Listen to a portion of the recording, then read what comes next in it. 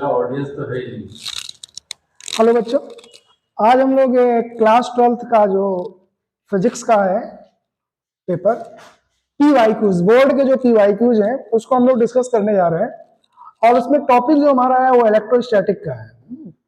तो इलेक्ट्रोस्टैटिक में जितने भी बोर्ड में PYQs है वो है उसको हम लोग सॉल्व करेंगे यहाँ पे, और अच्छे कॉन्सेप्ट के साथ सॉल्व करेंगे। देखिए सब सोल्यूशन तो सभी जगह अवेलेबल है ना, पर मेन बात होती है कॉन्सेप्ट की। क्वेश्चन को सॉल्व करने के लिए तो फिजिक्स के क्वेश्चन में आपको पता ही है ना, ये सॉल्व तो हो जाता है, पर जितना कॉन्सेप्ट क्लियर रहेगा उससे ज्यादा आपको फायदा मिलता है।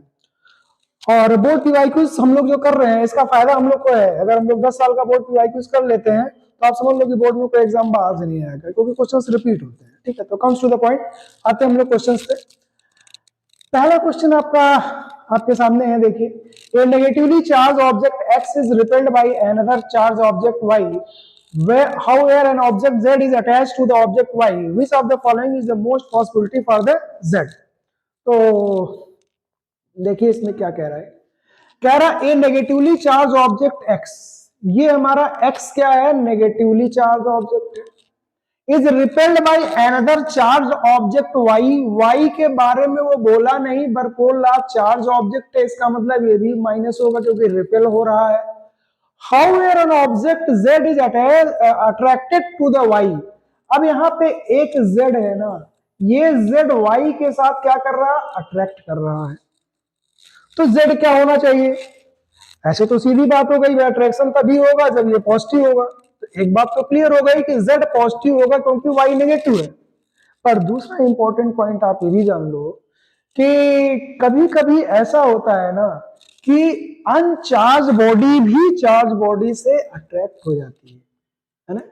तो अगर z y से अट्रैक्ट हो रहा है, इसका मतलब ये जरूरी नहीं कि z पॉजिटिव ही है, हो सकता है z न्यूट्रल भी है। देखिए इसमें ऑप्शन दिए हुए चार, positive charge only, negative charge only, neutral, positive charge only, negative. तो नेगेटिव वाले तो दोनों भूल जाइए। तो एक हो गया आपका positive charge only, neutral and negatively charge. तो इसका करेक्ट ऑप्शन कौन सा हो गया, डी। इसका करेक्ट ऑप्शन कौन सा हो गया, डी। न्यूट्रल भी होगा और positively charge, sorry C, neutral भी होगा और पॉजिटिवली चार्ज होगा। ये दोनों बातें इसके लिए क्वेश्चन के लिए ट्रू है और अच्छा कॉन्सेप्ट है, ये भी मैं आपको बताऊं, ये क्वेश्चन बढ़िया क्वेश्चन है। नेक्स्ट क्वेश्चन देखिए। In an experiment 3 microscopic latex sphere are sprayed into a chamber and become charged with charges +3, +5p, -3 respectively. All the 3 spheres comes in contact simultaneously for a moment and get separated. Which one of the following is possible values for the final charge on the spheres? में 4 objective आपको दिए हुए हैं। देखिए पहले question क्या कह रहा, एक चैम्बर है, उस चैम्बर में 3 ऑब्जेक्ट है, जैसे मान लीजिए एक x ऑब्जेक्ट है और एक हमारा y ऑब्जेक्ट है और एक हमारा z ऑब्जेक्ट है। ठीक, क्या कह रहा है, एक पर चार्ज +3 है, दूसरे पे +5 है, तीसरे पे -3 है। तो इस पे चार्ज हो गया बेटा +3, इस पे चार्ज हो गया +5, इस पे चार्ज हो गया -3। अब जरा आप अपने इस पे ऑप्शन पे आ जाइए, है ना, इसका ऑप्शन जो दिया हुआ है,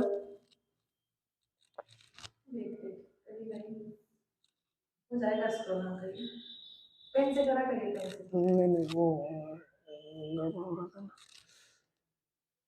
पेन से कंट्रोल रहेगा।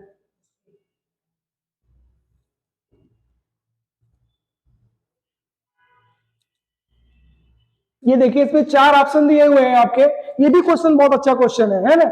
अब देखिए टोटल चार्ज सिस्टम का हमेशा कांस्टेंट रहता है, तो अगर मैं टोटल चार्ज की बात करूं तो +3, -3, 0 हो गया, बचा +5 ही। मतलब क्या हुआ कि ये जो पूरा हमारा सिस्टम है इसमें चार्ज कितना है, +5 ही। हमें पता है कंजर्वेशन ऑफ चार्ज प्रिंसिपल से चार्ज कभी बदलता नहीं, पूरे सिस्टम का चार्ज हमेशा क्या होता है, कांस्टेंट होता है। तो यहाँ पे जरा ऑप्शन चेक करिए, पहला वाला दे रहा 5, 5, -4, तो 5, 5, 10, 10 -4 कितना हो गया जी, 6, और इसमें कितना है 5, इसका मतलब पहला ऑप्शन नहीं हो सकता। दूसरा देखें 6, 6, 7, तो 6, 6, 12 और 7 कितना हो गया 5, इसका मतलब ये वाला ऑप्शन हमारा करेक्ट हो गया क्योंकि इसमें 5 है, इसमें 5 हो गया। और चेक कर लेते हैं आगे, देखिए -4 ही, 3.5 ही, 5.5 ही, तो अगर इसको भी प्लस को जोड़ो तो 5.5, 3.5 कितना हो गया 9, और 9 से 4 गया तो कितना हो गया 5, इसमें भी 5 है ना। अब आप नेक्स्ट में आइए, 5 ही 8 ही 7 है, 5 7 12 और 8 4 ही, तो ए और डी नहीं हुए, बचा हमारा बी और सी। बी में भी 5 है, सी में भी 5 है, तो कौन सा ऑप्शन होना चाहिए? ऑप्शन एक ही करेक्ट है, तो इसका ऑप्शन करेक्ट कौन सा हो गया जी? बी। सी नहीं हो सकता। क्यों नहीं हो सकता भाई? हमने सुना है कि जो भी दुनिया में चार्ज होता है वो ई का मल्टीपल होता है, मतलब E2 E3 E4 E5 E6 E7 and so on, but here it is given that 3.5 he 5.5 he, that is not possible। Charge जो है हमारा इंटीग्रल पार्ट होता है, इसलिए हमारा संभव नहीं है। तो इसका ऑप्शन हमारा क्या हो गया? बी हो गया। नेक्स्ट क्वेश्चन पे आते हैं, क्वेश्चन नंबर 3। नेक्स्ट क्वेश्चन हमारा है क्वेश्चन नंबर 3। ये क्वेश्चन थोड़ा सा वेक्टर से रिलेटेड है हमारा, है ना, वेक्टर से रिलेटेड है। इसमें देखिए क्या कह रहा है, 3 charges plus Q minus Q Q0 are placed as shown in figure. Diagram आपको दिख रहा होगा, मैं डायग्राम बना भी दे रहा हूं, थोड़ा सा इस तरह से है डायग्राम। आपका इस साइड आएंगे, क्वेश्चन नंबर 2 आप लिखते हैं।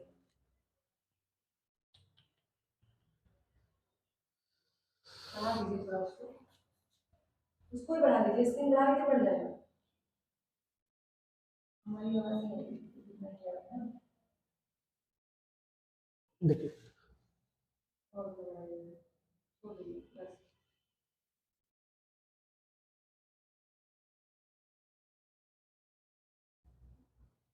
मैं डायग्राम बना दे रहा हूं इसका। 3 चार्जेस हैं, यहां पे एक चार्ज रखा हुआ है Q0, ठीक है, और यहां पे एक चार्ज रखा हुआ है माइनस Q, ओके, और यहां पे एक चार्ज रखा हुआ है Q। अब ये हमारा चार्ज प्लस का है, ये हमारा चार्ज माइनस का है, और इस Q0 पे कह रहा है भाई बताओ कि इस Q0 पे नेट फोर्स क्या होगा। और ये डिस्टेंस की बात करें तो ये डिस्टेंस भी आपको ए गिवन है, ये डिस्टेंस हमको क्या दिया है? ए गिवन है। और अगर इस डिस्टेंस की हम बात करते हैं तो ये भी डिस्टेंस ए ही दिया हुआ है, this distance is also a. तो क्या होगा? ये Q और ये माइनस Q तो अपोजिट साइन के हैं। Q0 के बारे में देखो हमें पता नहीं है, Q0 के बारे में कुछ कहा नहीं है, नहीं कुछ कह रहा है तो हम पॉजिटिव मान लेते हैं, अच्छी बात, अदरवाइज कुछ भी हो सकता है। तो चलो मैंने इसको पॉजिटिव मान लिया। अगर मैं Q0 को पॉजिटिव मान लेता हूं तो क्या होगा? ये Q0 को रिपेल करेगा तो फोर्स इधर लगाएगा इस डायरेक्शन, मान लीजिए F लगा रहा, और ये माइनस Q इस Q0 को अट्रैक्ट करेगा तो फोर्स इधर लगाएगा, ये F हो गया। अच्छा, ये डिस्टेंस बराबर है दोनों के लिए। अब प्रोडक्ट ऑफ चार्ज की बात करो तो ये Q0 है, ये भी Q0 है, माने प्रोडक्ट ऑफ चार्ज भी बराबर है और डिस्टेंस भी बराबर है, इसलिए ये दोनों फोर्स बराबर होंगे। अब थोड़ा सा हम वेक्टर पे आ जाते हैं। हमने वेक्टर में पढ़ा था कि अगर दो वेक्टर एक दूसरे के परपेंडिकुलर हैं, अगर दो वेक्टर एक दूसरे के परपेंडिकुलर हैं और इक्वल हैं तो उनका रिजल्टेंट क्या होता है? √2 टाइम्स दैट वेक्टर। तो यहां पे F और F दोनों इक्वल हैं और दोनों एक दूसरे के परपेंडिकुलर हैं, तो अगर मैं इस पे नेट फोर्स की बात करूं तो नेट फोर्स कितना हो जाएगा? √2 इंटू F के बराबर हो जाएगा, और F आपको पता है। ये देखिए जरा, इसमें ऑप्शन के Q0 के टर्म्स में दिया हुआ है, K माने वो 1/4 पाई एप्सिलॉन 0 की बात कर रहा है ना? वैसे ये बात सही है नहीं, अभी मैं आपको एक्सप्लेन करता हूं। तो ये हो गया Q0/a²। तो इसके अकॉर्डिंग तो आंसर हमारा हो गया कौन सा भाई?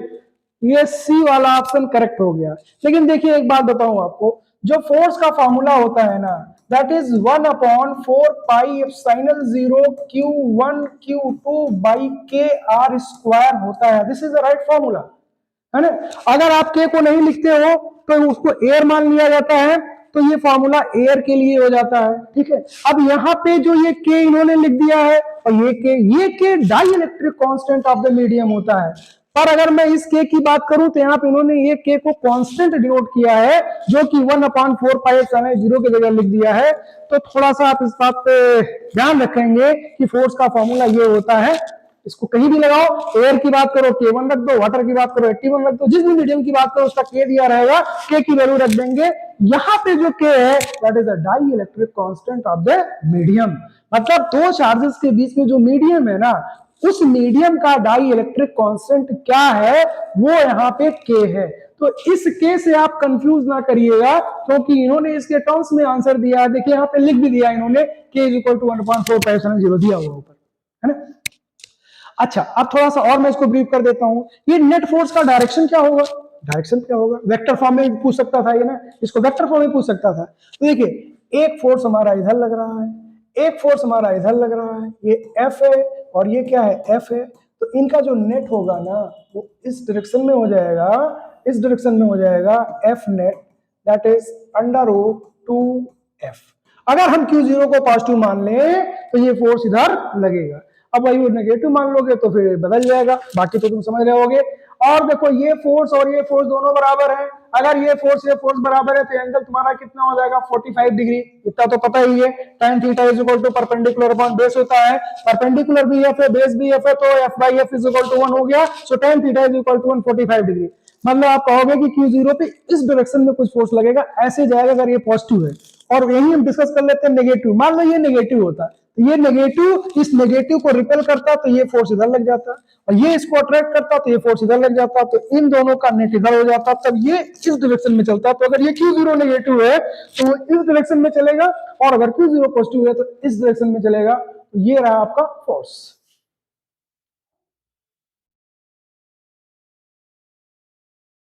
ठीक, नेक्स्ट क्वेश्चन पे आते हैं।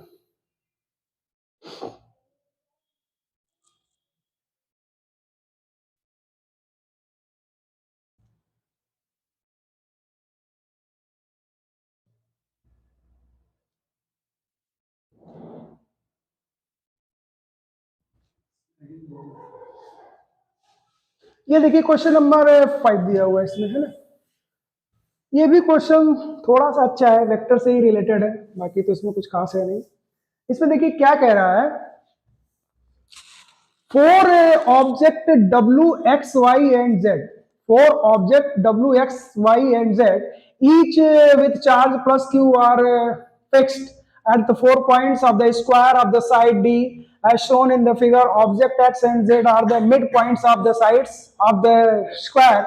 The electrostatic force exerted by object W on the object X is F, then the magnitude of the force exerted by the object W on the Z. क्या कह रहा है, एक स्क्वायर है, ठीक, यहां पे एक चार्ज रखा हुआ है, ये मान लीजिए आपका W है, यहां पे एक चार्ज रखा हुआ है, ये मान लीजिए आपका X है, और यहां पे एक चार्ज रखा हुआ है वो मान लीजिए Y है, और यहां पे एक चार्ज रखा हुआ है ये Z है। अब देखिए कह रहा अगर W और X के बीच में फोर्स F लग रहा है तो बताओ इसके बीच में फोर्स कितना लगेगा F के टर्म्स में, ये आपसे पूछा है क्वेश्चन में। तो भाई देखो फोर्स जो होता है वो प्रोडक्ट के प्रोपोर्शनल होता है और डिस्टेंस के स्क्वायर के इनवर्सली प्रोपोर्शनल होता है। तो जरा ध्यान से देखो, अगर मैं प्रोडक्ट की बात करूं तो जो प्रोडक्ट W और X में है वही प्रोडक्ट W और Z में है, चार्ज का प्रोडक्ट तो सेम है। मुद्दा क्या है, डिस्टेंस का। अगर मैं इस डिस्टेंस को पूरे को 2a मान लूं, इसको देखो मैं पूरा 2a मान ले रहा हूं, अगर मैं इसको 2a मान लेता हूं तो ये कितना हो जाएगा आपका, ये वाला डिस्टेंस a हो जाएगा। अगर ये डिस्टेंस a हो गया तो ये a हो गया, तो ये डिस्टेंस कितना हो जाएगा 2a, तो ये डिस्टेंस कितना हो जाएगा भाई √5a। ये डिस्टेंस हमारा कितना हो जाएगा √5a, 2a का स्क्वायर a का स्क्वायर √5a। माने ये जो फोर्स है वो ये डिस्टेंस के अकॉर्डिंग है, ये जो फोर्स लगेगा वो √5a के अकॉर्डिंग होगा, प्रोडक्ट तो सेम है। तो हमें पता है कि F1 upon F2 is equal to क्या होना चाहिए, R2 का स्क्वायर बाई R1 का स्क्वायर, क्योंकि F प्रोपोर्शनल हम लोगों ने क्या पढ़ा, देखो हम लोगों ने पढ़ा क्या था, F is equal to 1 upon 4 pi epsilon 0 Q1 Q2 by KR square.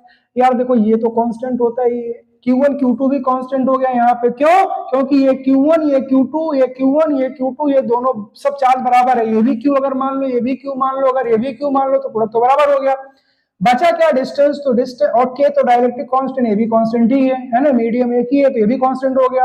तो F प्रोपोर्शनल क्या हो गया भाई 1 upon R square. So according to this you will get the formula for F1 by F2 equal to R2 square by R1 square. या थोड़ा अपने ढंग में लिख लो यहाँ पे जिससे कंफ्यूजन ना हो, FWX upon F W Z is equal to R W Z का स्क्वायर अपॉन, देखो जो नीचे वाला होगा ऊपर चला जाएगा, और आर डब्ल्यू एक्स का स्क्वायर। तो एफ डब्ल्यू एक्स आपको कितना दिया हुआ, एफ क्वेश्चन में गिवन है, और ये आपको फाइंड करना है, इसको आप एफ डैश मान लीजिए। आर डब्ल्यू जेड कितना हुआ भाई, अंडर रूट 5 है, इसका स्क्वायर करोगे तो क्या हो जाएगा 5 ए स्क्वायर, और आर डब्ल्यू एक्स का स्क्वायर करोगे तो क्या होगा ए का स्क्वायर, तो क्या हो गया ए स्क्वायर। तो एफ डैश की अगर मैं बात करूं तो क्या हो गया F by 5, that is the B is the correct option, B इसका क्या हो जाएगा करेक्ट ऑप्शन हो जाएगा। तो ये भी क्वेश्चन थोड़ा सा कैलकुलेटिव था। Okay, now comes to the next question.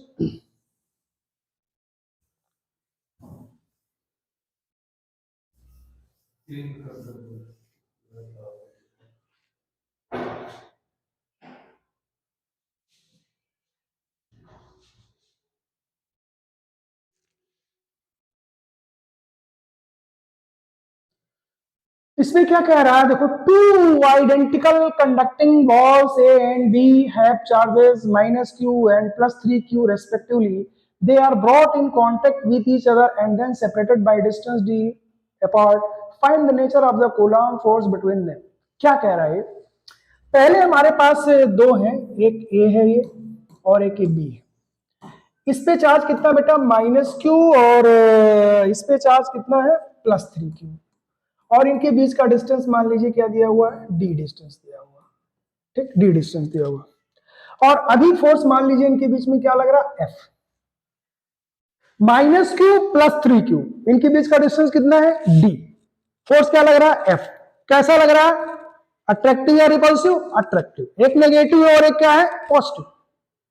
अब ये कह रहा है कि ये दोनों एक दूसरे को टच किए, अगर ये दोनों एक दूसरे को टच किए तो देखो ये आइडेंटिकल है, ये बात ध्यान रखना, जो मैं आपको अब बताने जा रहा हूं वो बात तभी सत्य होती है जब दोनों बॉडी आइडेंटिकल हो, अगर बॉडी आइडेंटिकल नहीं है तो ये बात सत्य होने वाली नहीं है।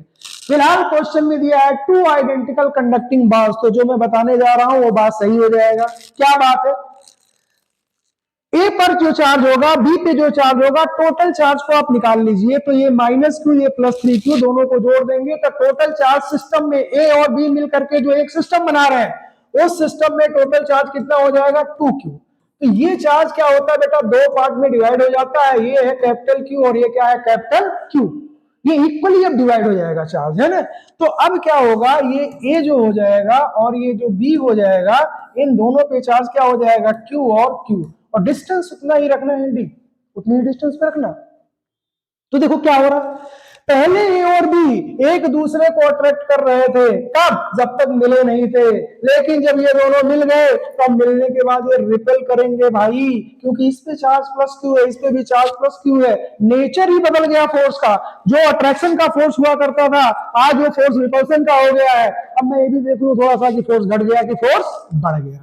तो डिस्टेंस की बात करो तो सेम ही है यार, यहां पे प्रोडक्ट की बात करो चार्जेस की तो q इंटू 3q, तो यहां प्रोडक्ट कितना है 3q स्क्वायर, ठीक, यहां प्रोडक्ट कितना है q स्क्वायर, है ना। तो 3q स्क्वायर के अकॉर्डिंग फोर्स F लग रहा था, तो q स्क्वायर के अकॉर्डिंग फोर्स कितना हो जाएगा F by 3, this force will decrease by 3 times. अब जो फोर्स होगा तो F बाई 3 हो जाएगा पहले के फोर्स का। तो दो दो बातें हो गई, एक तो यार नेचर बदल गया, जो अट्रैक्टिव फोर्स हुआ करता था वो रिपल्सिव फोर्स हो गया, और दूसरा क्या हो गया, वैल्यू भी बदल गया, पहले फोर्स लगता था ज्यादा, अब फोर्स क्या लगने लगा कम। देख पा रहे हो यहाँ पे डिस्टेंस बराबर है, प्रोडक्ट चार्ज का अलग अलग हो गया, यहाँ प्रोडक्ट है 3, यहाँ प्रोडक्ट है 1, तो 3q के स्क्वायर के अकॉर्डिंग वो कह रहा था फोर्स लग रहा था F, तो q स्क्वायर के अकॉर्डिंग फोर्स कितना ले जाएगा जी F बाई 3। तो नेक्स्ट,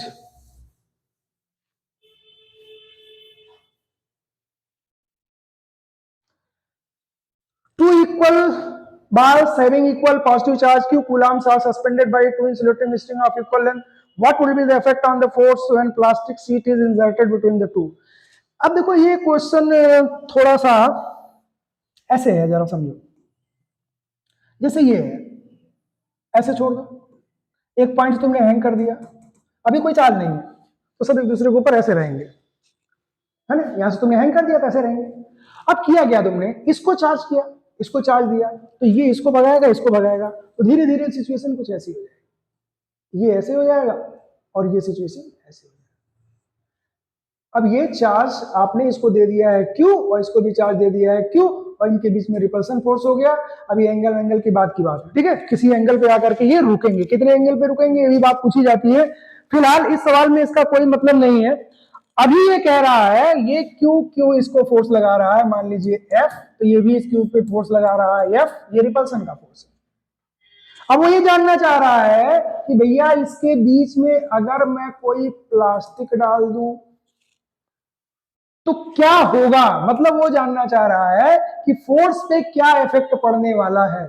तो अभी आप देखो, मान लो आपने इसका डाइलेक्ट्रिक कांस्टेंट के, ये प्लास्टिक आप डाल लो ना, प्लास्टिक डाल दो, माइका डाल दो, वुड डाल दो, रबर डाल दो, कंडक्टर ना डालना है ना, कंडक्टर ना डालना, क्योंकि अगर कंडक्टर डाल दिए तो क्या होगा, कंडक्टर का केस सबसे ज्यादा होता है इनफाइनाइट, और इनफाइनाइट हो गया तो फोर्स क्या हो जाएगा, zero, there will be no force. Again ये क्या करेंगे, स्टिक कर जाएंगे, जैसे पहले थे वैसे हो जाएंगे। बट अगर आप कोई डाइइलेक्ट्रिक डालोगे तो ये फोर्स क्या होगा, बदल जाएगा।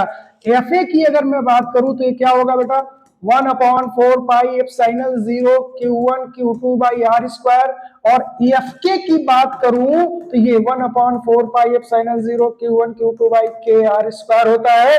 अगर तुम F A by F K की बात यहां से कर लोगे तो क्या आ जाएगा, के। ये रिलेशन होता है। अगर दो चार्जेस एयर में हैं और उनके बीच का फोर्स क्या लग रहा है, एफ ए, अगर उन्हीं के बीच में डाइइलेक्ट्रिक डाल दे तो फोर्स क्या लगेगा, F K. Now this F K will be equals to F A by K, तो यहां पे फोर्स क्या हो जाएगा, एफ बाई के। के का वैल्यू हमेशा एक से ज्यादा होता है, के की मिनिमम वैल्यू 1 होती है, किसके लिए, एयर वैक्यूम के लिए हम लोग कहते हैं, वाटर के लिए T81 होता है, और कंडक्टर के लिए के की वैल्यू इनफाइनाइट होती है। तो भाई देखो, इनफाइनाइट अगर रख भी दोगे तो 1/इनफाइनाइट क्या हो जाएगा, जीरो, फोर्स क्या हो जाएगा, जीरो। तो दो चार्जेस के बीच में अगर आपने कोई कंडक्टिंग प्लेट वगैरह डाल दिया तो फोर्स नहीं लगता है ना, इलेक्ट्रिक फील्ड वहां पे जीरो हो जाती है। तो फोर्स क्या हुआ, घट गया। इस क्वेश्चन में यही आपसे पूछ रहा था कि बताओ फोर्स पे इफेक्ट क्या पड़ेगा। तो अगर आपने प्लास्टिक की रॉड वगैरह, प्लास्टिक का प्लेट डाल दिया इसके बीच में, तो फोर्स की वैल्यू क्या करेगी, घट जाएगी, है ना। तो ये था आपका क्वेश्चन नंबर 7, ठीक है। अब आते हैं,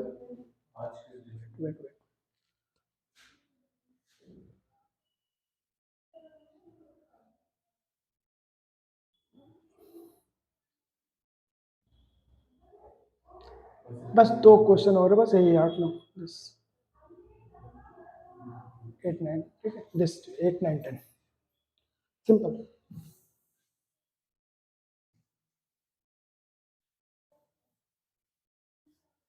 देखो बेटा, इसमें question number 8, two identical point charges Q each are kept 2 meter apart in air. कह रहा है एक चार्ज ये है, दूसरा चार्ज ये है, ये 2 मीटर पे रखे हैं, एयर में रखे हुए हैं, इस पे चार्ज Q है, इस पे चार्ज Q है। A third point charge Q of unknown magnitude and sign. देख लीजिए, तीसरा चार्ज Q है, ना इसका मैग्नीट्यूड पता है ना साइन पता है ना। A third charge Q having unknown magnitude and sign is placed on the line joining the charges such that the system remains in equilibrium। देखो जरा बात सुनो, हमारा इक्विलिब्रियम की जब भी बात आती है ना, तो 2 बातें आपको ध्यान रखना है। कभी कभी तो इक्विलिब्रियम ऑफ चार्जेस की बात करता है बेटा, कभी कभी इक्विलिब्रियम ऑफ सिस्टम की बात करता है।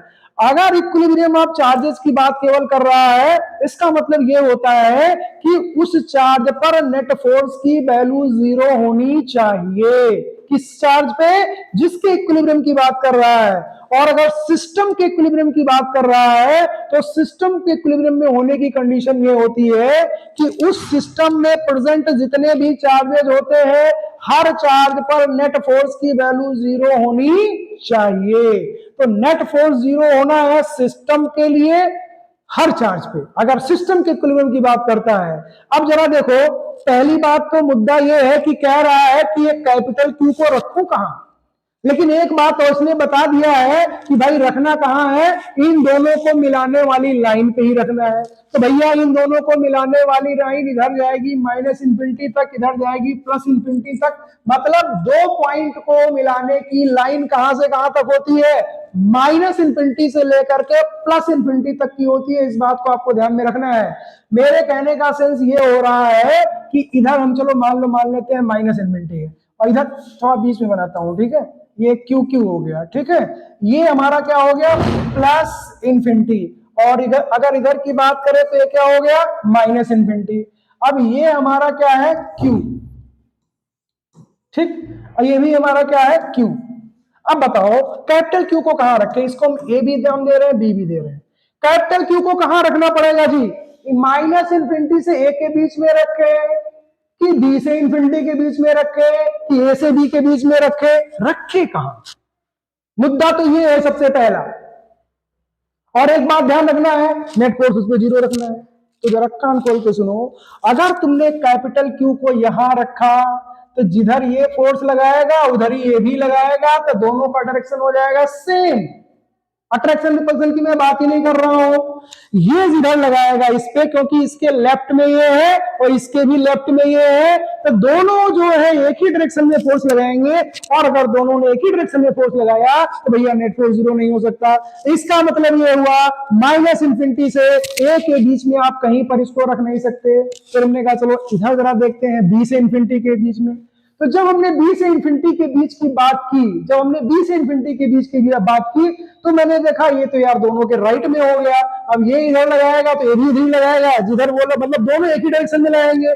इसका मतलब हम बी से इंफिनिटी के बीच में नहीं रख सकते, क्योंकि अगर किसी बॉडी पे दो फोर्स सेम डायरेक्शन में रख रहे हैं तो 0 होने का सवाल ही नहीं है, तो इक्विलिब्रियम कहां से हो जाएगा। इसका मतलब ये हो गया कि हमें इसको ए और बी के बीच में रखना है। अब ए और बी के बीच में कहां रखना है, ए के पास रखना है कि बी के पास रखना है कि बीचों बीच रखना है, तो समझ में आ गया यार बीचों बीच रखना पड़ेगा, क्योंकि नेट फोर्स क्या होना चाहिए 0। तो नेट फोर्स 0 इस पे तभी होगा अगर मैंने ए के पास रख दिया तो ये वाला ज्यादा फोर्स लगा देगा क्योंकि बी से दूर हो गया, अगर मैंने बी के पास रख दिया तो बी वाले का फोर्स ज्यादा हो जाएगा, ए वाले का कम हो जाएगा, नेट 0 नहीं होगा। तो हमने कहा कि बी को कहां पे रखेंगे, यहां पे। तो अब तो पोजीशन पता चली। अभी क्या पता चला, पोजीशन, कि कैपिटल क्यू को हमें कहां रखना है। तो कैपिटल क्यू को देखिए इसमें क्वेश्चन में पूछा था find the position and nature of Q, position भी उसने पूछा था कि पोजीशन क्या है, तो पोजीशन बदल गया। अब नेचर की बात करो। अब देखो अगर ये क्यू की बात करें इसकी, तो इस पे भी तो फोर्स 0 होना चाहिए। अगर इस क्यू की बात करेंगे तो इसमें भी तो फोर्स 0 होना चाहिए, क्योंकि पूरे सिस्टम के इक्विलिब्रियम की बात हो रही है।